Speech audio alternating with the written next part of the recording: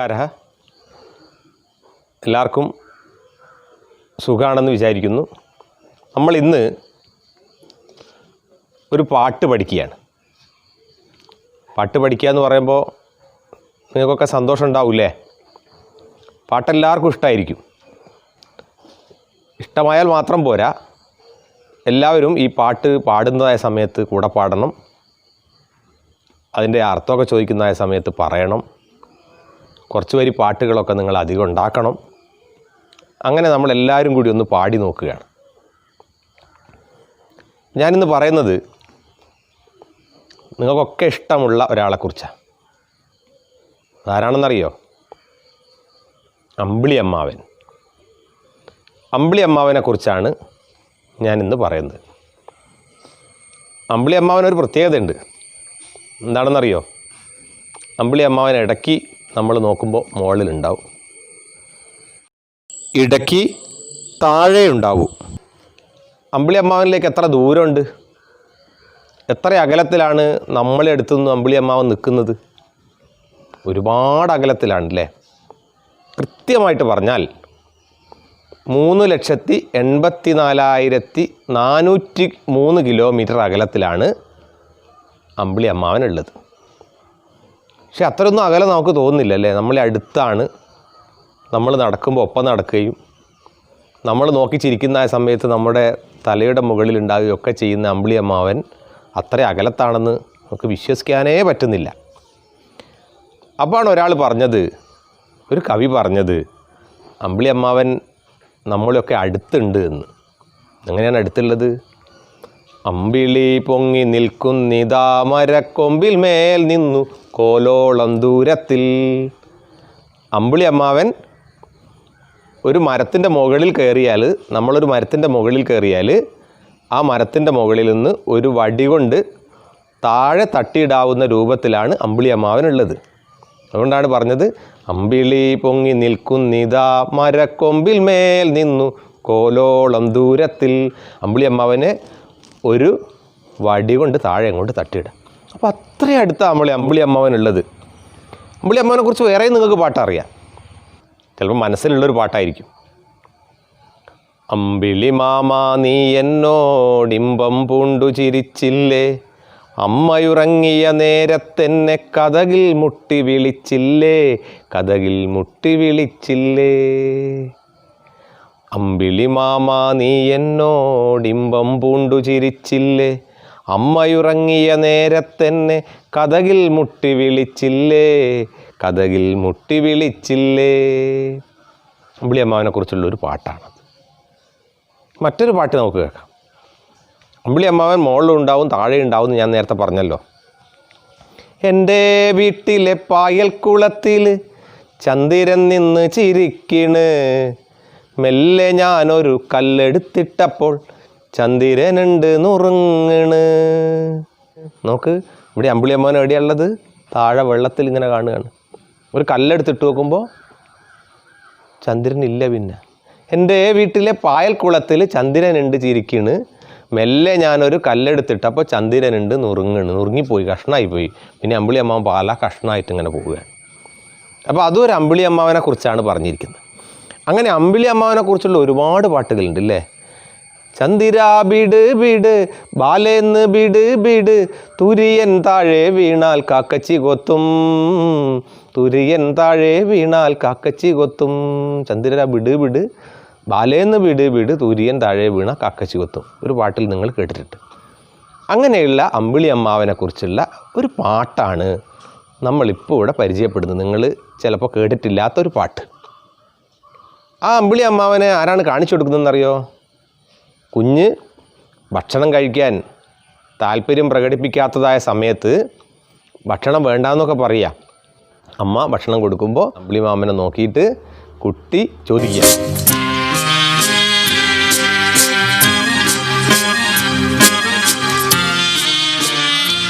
സുവർണമേഘം പാത്രം വിലസതി ഗഗനേ കിം വാ സ്യാത്, പരിതഃ പശ്യതു പാത്രാദ്ഗളിതാ സുവർണകണികാവാ സുവർണകണികാവാ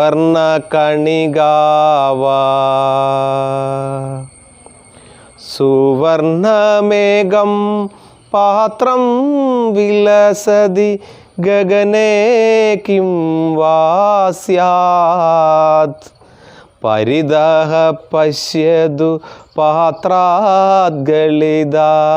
സുവർണകണികാവാ സുവർണകണികാവാ.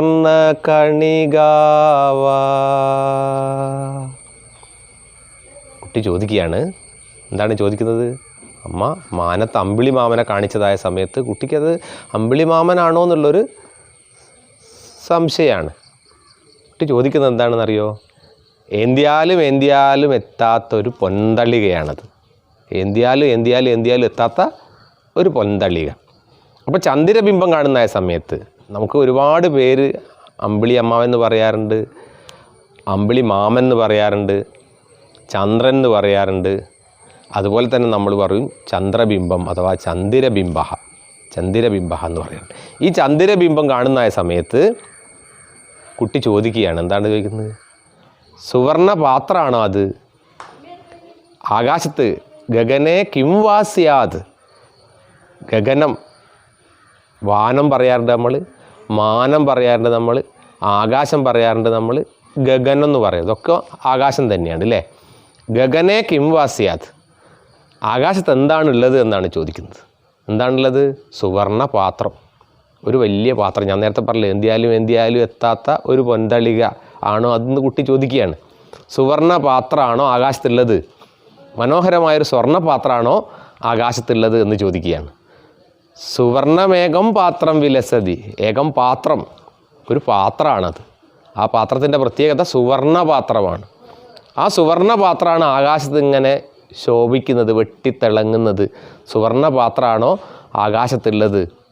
അതിൻ്റെ ചുറ്റുമുള്ളതോ? ചുറ്റുമുള്ളത് എന്താണ്?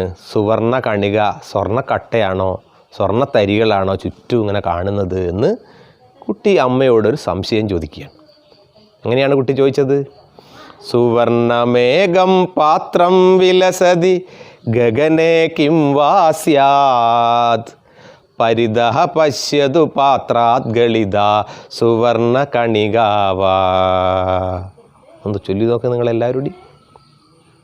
സുവർണമേഘം പാത്രം വിലസതി ഗഗനേ കിം വാ സ്യാത് പരിതഃ പശ്യതു പാത്രാദ്ഗളിതാ സുവർണകണികാവാ സുവർണകണികാവാ. അപ്പോൾ നമ്മുടെ 3ാം ക്ലാസ്സിലെ 1ാമത്തെ പാഠമാണ് നമ്മളിത് പഠിക്കുന്നത്. പാഠത്തിൻ്റെ പേരാണ് ചന്ദ്രബിംബം എന്നാണ് ആ പാഠത്തിൻ്റെ പേര്. പ്രഥമഃ പാഠഃ ചന്ദ്രബിംബ. അപ്പോൾ ഈ ചന്ദ്രബിംബം കാണുന്ന സമയത്ത് കുട്ടി ചോദിച്ച കുറേ സംശയങ്ങളാണിത്. പക്ഷേ അമ്മയ്ക്കത് കുട്ടി ചോദിക്കുമ്പോൾ ഒരു പാത്രമായിട്ടാണോ അമ്മയ്ക്ക് തോന്നുന്നത്? അല്ല, അമ്മയ്ക്കൊരു പാത്രമല്ല അത്. അമ്മയ്ക്ക് അതൊരു ചന്ദ്രബിംബം തന്നെയാണ്. അമ്മ അതുകൊണ്ട് അതല്ല എന്ന് പറയുകയാണ്. എന്തല്ല എന്ന്? കുട്ടി ചോദിച്ചതുപോലെ അതൊരു പാത്രമല്ല എന്നാണ് പറയുന്നത്. അപ്പോൾ നമുക്കൊന്ന് പാഠത്തിലേക്കൊന്ന് നോക്കാം. ഈ പാഠത്തിൽ എന്തെല്ലാമാണ് നമ്മൾ കാണുന്നത് എന്നൊന്ന് നോക്കാം. പാഠത്തിൽ നിങ്ങൾ നല്ല മനോഹരമായൊരു ചിത്രം കാണാം. അതിൽ ചന്ദ്രബിംബമുണ്ട്. ഇപ്പുറത്ത് ആരാണ് ചന്ദ്രബിംബത്തെ കുട്ടിക്ക് കാണിച്ചു കൊടുക്കുന്നത്? മാതാ, അംബ. നമ്മൾ മുമ്പ് പഠിച്ചിട്ടുണ്ടല്ലേ? അംബാ സതതം ലാളയതി അംബാ സതതം ഭോജയതി. അമ്മ എപ്പോഴും ലാളിക്കുന്ന അമ്മ, എപ്പോഴും നല്ല ഭക്ഷണം കഴിപ്പിക്കുന്ന അമ്മ. ആ അമ്മയാണ് കുഞ്ഞിനെ എടുത്തിട്ട് ആകാശത്തേക്ക് നോക്കാൻ പറയുന്നത്. അപ്പം അമ്മയുണ്ട്, മാതാ ഉണ്ട്, ഗഗനമുണ്ട്, ആകാശമുണ്ട്, പിന്നെയോ ചന്ദ്രബിംബമുണ്ട്, പിന്നെ ഈ കുട്ടിയുണ്ട്, ശിശുഹു. അപ്പുറത്ത് മനോഹരമായൊരു വൃക്ഷമുണ്ട്. ഒരുപാട് പർണ്ണങ്ങളൊക്കെയുള്ള, പർണ്ണം എന്ന് പറഞ്ഞാൽ എന്താണ്? ഇലകളൊക്കെയുള്ള മനോഹരമായൊരു വൃക്ഷമുണ്ട്, ഒരു മരമുണ്ട്. ഇപ്പുറത്ത് ബൗ ബൗ ബൗ ബൗ ശുനഗഹ, ബൗ ബൗ ശുനഗഹ, കുരയ്ക്കുന്ന ഒരു നായയുണ്ട്. പിന്നെ എന്തൊക്കെയാണുള്ളത്? നിങ്ങളൊന്ന് നോക്കുക, ഓരോന്നും നോക്കിയിട്ടൊന്ന് കണ്ടുപിടിക്കുക എന്തൊക്കെയാണ് ഈ ചിത്രത്തിൽ നിങ്ങൾക്ക് കാണാൻ സാധിക്കുന്നത്.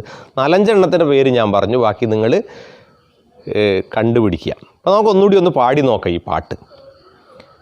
സുവർണമേഘം പാത്രം വിലസതി ഗഗനേ കിം വാസ്യാത്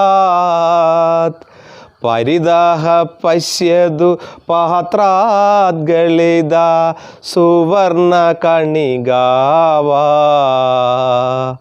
സുവർണ കണികാവാ. അപ്പോൾ അമ്മയോട് അതൊരു സുവർണപാത്രമാണോ എന്ന് ചോദിക്കുന്ന സമയത്ത് അമ്മ പറയുന്നത് സ്വർണ്ണപാത്രമൊന്നും അല്ലത് എന്നാണ്. അമ്മ എന്താണതെന്ന് ആ കുഞ്ഞിന്, ആ ശിശുവിന് പറഞ്ഞു കൊടുക്കുകയാണ്. സുവർണപാത്രം നഹി നഹി ഗഗനെ ചന്ദിരബിംബോയം സുവർണ കണിക സദൃശോപാദിച്ച താരക നികരോയം. സുവർണപാത്രം നഹി നഹി ഗഗനെ ചന്ദിരബിംബോയം സുവർണ കണിക സദൃശോപാദിച്ച താരക നികരോയം. അമ്മ പറയുന്നത് സുവർണപാത്രം നഹി, അതൊരു സ്വർണ്ണപാത്രമൊന്നുമല്ല. ആകാശത്ത് സുവർണപാത്രം നഹി നഹി ഗഗനെ, ആകാശത്ത് കാണുന്നത് സ്വർണ്ണപാത്രമൊന്നുമല്ല. ചന്ദ്രബിംബോ അയം, അയം ചന്ദ്രബിംബ, അതൊരു ചന്ദ്രബിംബമാണ്. അത് മനോഹരമായ അമ്പിളി അമ്മാവനാണ് ആകാശത്ത് കാണുന്നത്. പിന്നെ കുട്ടി ഒന്നുകൂടി ചോദിച്ചിരുന്നു അല്ലേ, അതിൻ്റെ ചുറ്റും ചെതറിക്കിടക്കുന്നത് എന്താണെന്ന് ചോദിച്ചിരുന്നു കുട്ടി. അപ്പോൾ അമ്മ പറയുന്നത് എന്താ? സുവർണ കണിക സദൃശോപാദിച്ച, നീ സ്വർണ്ണക്കട്ടയാണെന്ന് ചോദിച്ചില്ലേ, ആ സ്വർണ്ണക്കട്ടയാണെന്ന് ചോദിച്ചതിൻ്റെ അതുപോലെയുള്ള സ്വർണ്ണക്കട്ട പോലെയുള്ളത് ചുറ്റും ചെതറിക്കിടക്കുന്നത് എന്താണെന്നറിയോ? താരകങ്ങളാണ്. എന്താ താരക നികരോയം എന്ന് പറഞ്ഞാൽ? നക്ഷത്രക്കൂട്ടങ്ങളാണത്, നക്ഷത്ര സമൂഹങ്ങളാണത്.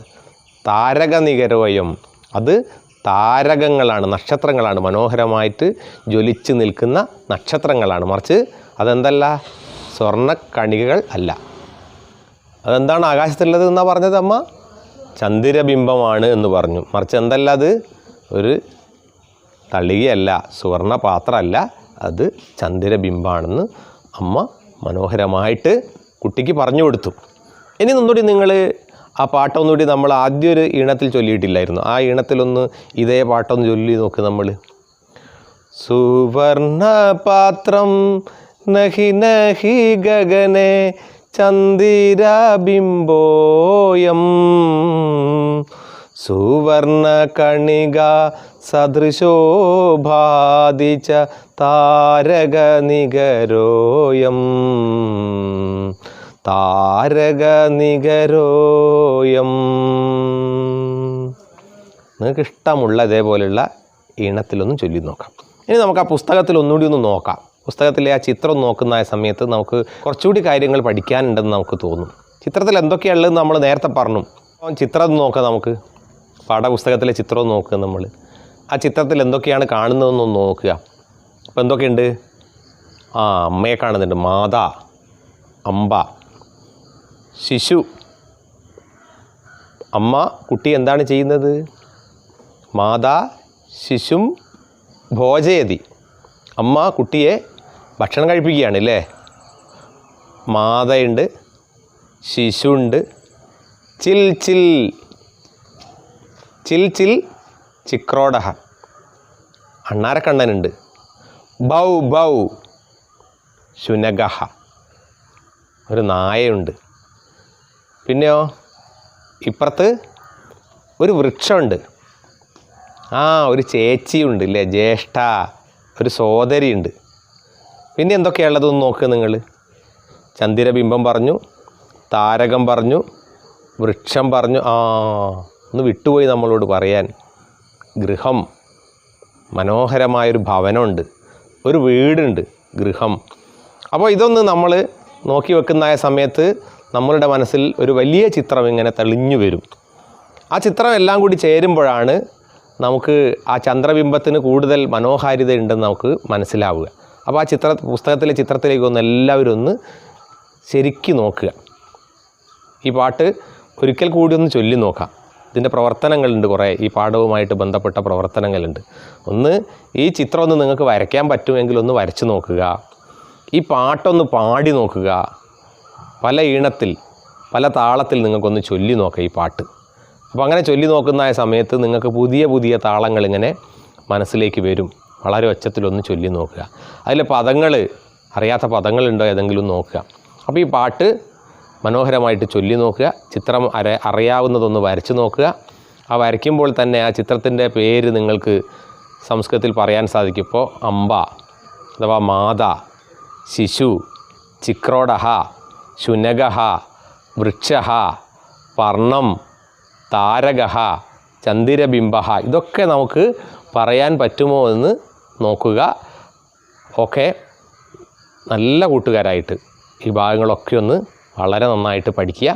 അടുത്ത ദിവസം നമ്മൾ ഇതിൻ്റെ ബാക്കി ഭാഗങ്ങൾ പരിചയപ്പെടും. നമസ്കാരം.